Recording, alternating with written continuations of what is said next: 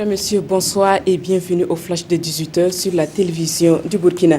Le président du Faso séjourne depuis hier à Berlin et dès son arrivée, Rochma Christian Kaboré a rencontré les Burkinabés vivant en Allemagne. À l'ordre du jour, le travail de la commission constitutionnelle, la reprise des élections partielles et les revendications sociales.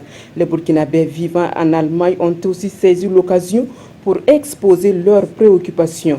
Des préoccupations qui se résument à la double nationalité, aux conditions de vie difficiles des Burkinabés réfugiés en Allemagne et au soutien des investissements étrangers vers la mère patrie.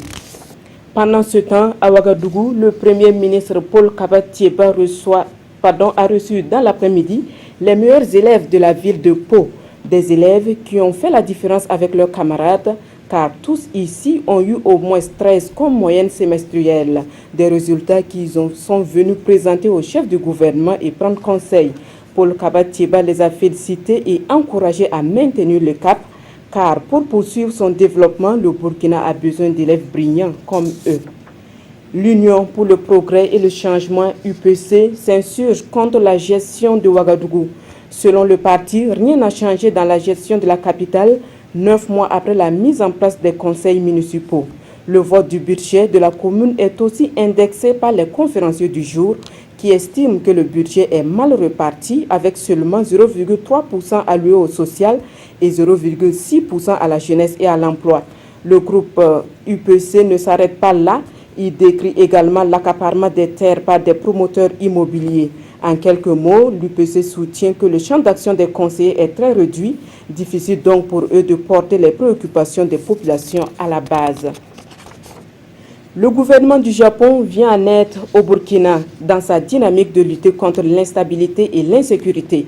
À travers le programme des Nations Unies pour le développement PNUD, le Japon offre au Burkina du matériel roulant et des appareils de communication.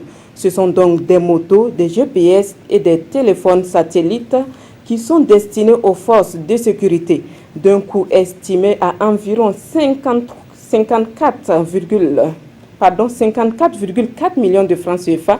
Ces matériels seront affectés dans le Sahel pour traquer les terroristes. L'UNAPOL, l'Union Police Nationale, n'est pas contente de la gestion du service payé de la police. Elle dénonce un manque de transparence dans la gestion de ces fonds. Et face à l'indifférence de l'autorité politique dans la mise en œuvre de sa plateforme minimale de 2016, l'UNAPOL menace de suspendre le travail dans les jours à venir. Eux, par contre, sont déjà en grève.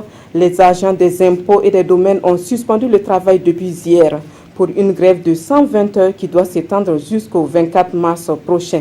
Le syndicat national des agents des impôts et des domaines dénonce un manque de volonté du gouvernement à apporter des solutions aux problèmes posés par les travailleurs des impôts et des domaines. À Banfoura, 300 jeunes renforcent leur degré de civisme et de patriotisme. Objectif, bouter l'incivisme hors du Burkina. Depuis 2002, la Direction générale du SND organise chaque année des sessions de formation civique et patriotique au profit de 5000 jeunes de plusieurs villes du Burkina. Des jeunes dont l'âge est compris entre 18 et 30 ans. Et pour la formation de cette année, le SND annonce des innovations. Désormais, il y aura une plateforme interactive de 5 jours par région et les jeunes auront droit à des communications sur la corruption. Hors de chez nous, Paul Kagame reçoit les excuses du pape François.